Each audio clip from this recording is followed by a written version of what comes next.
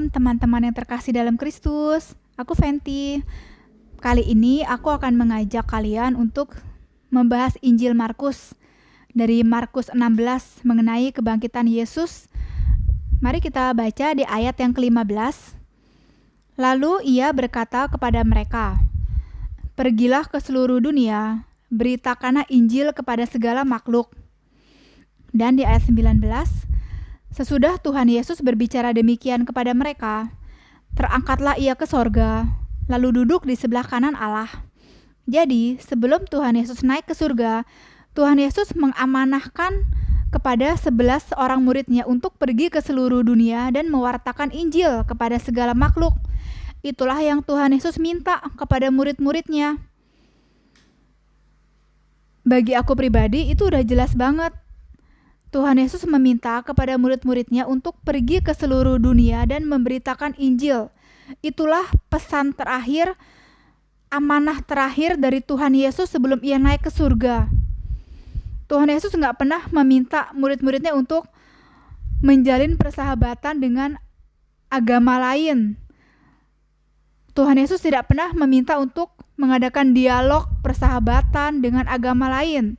Tapi dengan jelas Tuhan Yesus meminta untuk mewartakan Injil kepada segala makhluk. Dimana kita tentu sama-sama tahu ya, Injil itu apa sih?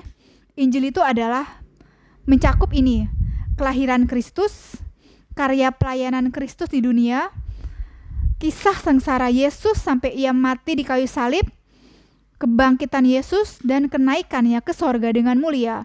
Injil itu yaitu, mencakup itu, gak ada yang lain. Apakah di agama lain ada Injil?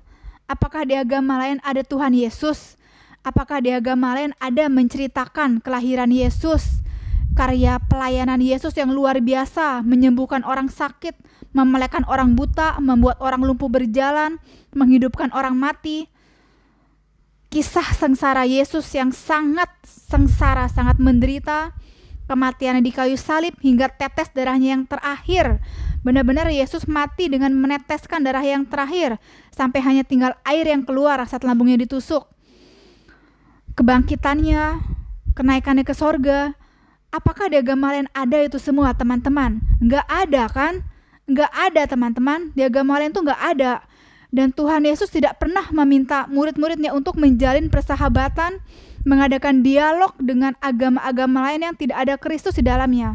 Dengan jelas Tuhan Yesus meminta, mengamanahkan, memberikan mandat untuk memberitakan Injil kepada segala makhluk. Kita gak boleh lupa, kita harus selalu berpusat kepada Injil, kepada Kristus, bukan kepada yang lain. Tidak bisa kita gak ada Kristus, harus ada Kristus di dalam segala sesuatunya, di dalam kehidupan kita, di dalam agama, di dalam relasi kita, itu harus selalu ada Kristus.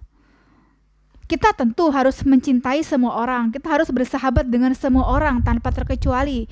Kita harus berusaha mengasihi, mengampuni semua orang, termasuk juga mereka yang mempunyai keyakinan yang berbeda, itu udah pasti. Tuhan Yesus mengajarkan hukum cinta kasih kepada kita. Kita harus mencintai, mengasihi semua orang tanpa terkecuali, itu benar.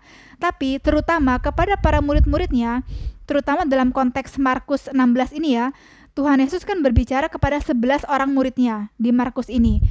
Dan itu berarti pada zaman sekarang, murid-murid Yesus itu adalah yaitu hierarki gereja Katolik yang terutama.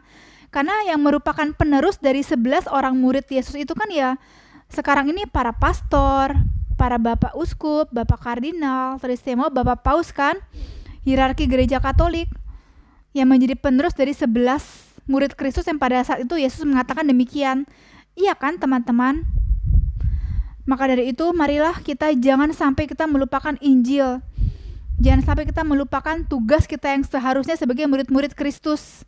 Kita juga adalah murid-murid Kristus. Bukan hanya para pastor, para kardinal, para uskup, bapak paus, bukan. Kita juga adalah murid-murid Kristus. Tapi teristimewa dalam konteks Markus ini, Tuhan Yesus berbicara kepada 11 orang muridnya, di mana di kemudian hari yang meneruskan itu adalah para bapak gereja kita, para bapak pastor, kardinal, uskup, bapak paus. Tolong jangan lupakan Injil, kembalilah kepada Injil. Shalom, Tuhan Yesus memberkati.